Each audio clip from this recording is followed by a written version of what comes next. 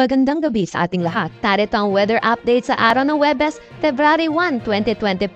Meron po tayong binabantayang shallow low pressure area dito sa labas ng ating Philippine Area of Responsibility at ito'y huling namataan sa line 290 kilometers southwest ng General Santos City. Ito hindi natin inaalis yung posibilidad na pumasok mismo ng ating PAR at nananatili na mababa ang tsansa na maging isang ganap na bagyo. Dahil sa trap netong low pressure area or yung extension neto, makakaranas na maulap na panahon na may mga kalat-kalat na pag-ulan dito sa Mindanao, Central Visayas, Negros Occidental, pati na rin dito sa may Southern Leyte. Samantala, yung northeast monsoon natin or yung hanging amihan ay patuloy na umiiral dito sa may Luzon. Kaya asahan natin makakaranas na maulap na panahon na may mga mahihinang pag-ulan dito sa Aurora, Quezon, pati na rin dito sa may Bicol region. For Metro Manila at nalalabing bahagi ng Luzon, asahan natin makakaranas tayo ng bahagya hanggang sa maulap na papawirin na may mga pulu-pulong mahihinang pag-ulan. Dahil tayo sa magiging panahon natin bukas dito sa Luzon, asahan natin northeast monsoon pa rin ang patuloy na umiiral sa atin, kaya asahan natin may mga light to moderate tayong mga pag-ulan.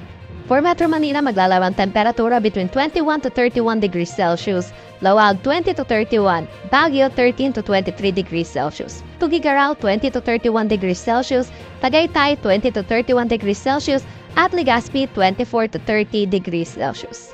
Para naman dito sa Palawan or Calayan Islands at Puerto Princesa, asahan natin northeast monsoon pa rin ang patuloy na umiiral sa kanila, kaya makakaranas sila ng bahagya hanggang sa maulap na papawirin na may mga mahinang pag-ulan. For Calayan Islands at Puerto Princesa, maglalaro ang kanilang temperatura between 24 to 31 degrees Celsius. Sa kabuuan naman ng Visayas, asahan natin magiging maaliwalas ang kanilang panahon na may mga tsansa pa rin ng localized thunderstorm lalo na sa hapon at sa gabi. For Iloilo, maglalaro ang temperatura between 25 to 30 degrees Celsius, Cebu 25 to 30, Tacloban 24 to 30 degrees Celsius. Yung kabuuan naman natin dito sa Mindanao, asahan natin makakaranas pa rin sa maulap na panahon na may mga kalat-kalat na pag-ulan dulot pa rin netong trough or extension netong low pressure area na nasa labas ng ating Philippine Area of Responsibility.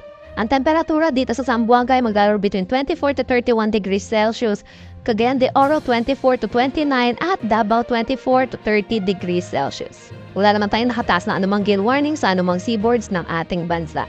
Dahon naman tayo sa magiging panahon natin sa susunod na 3 araw sa mga pininsyudad ng ating bansa. Kung makikita po natin for Metro Manila by Saturday, makakaranas pa rin tayo ng bahagya hanggang sa maulap na papawirin na may mga puno-punong mahihinang pag-ulan, tulot pa rin ito ng northeast monsoon.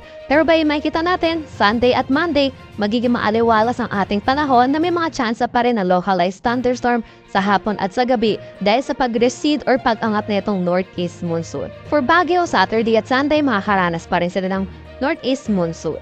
For Monday, asahan natin makakaranas sila ng maaliwalas na panahon. Sa Legazpi naman, throughout the 3 days ay magiging maaliwalas ang kanilang panahon. For Metro Manila, maglalaro ang temperatura between 22 to 32 degrees Celsius, Baguio 13 to 24, Legazpi 24 to 32 degrees Celsius.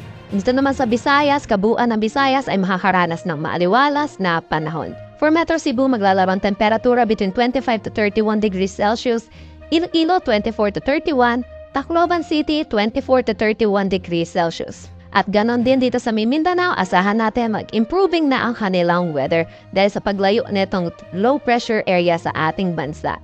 Ito sa Metro Davao, maglalaro ang temperatura between 24 to 32 degrees Celsius, Cagayan de Oro 24 to 31, Zamboanga 25 to 32 degrees Celsius.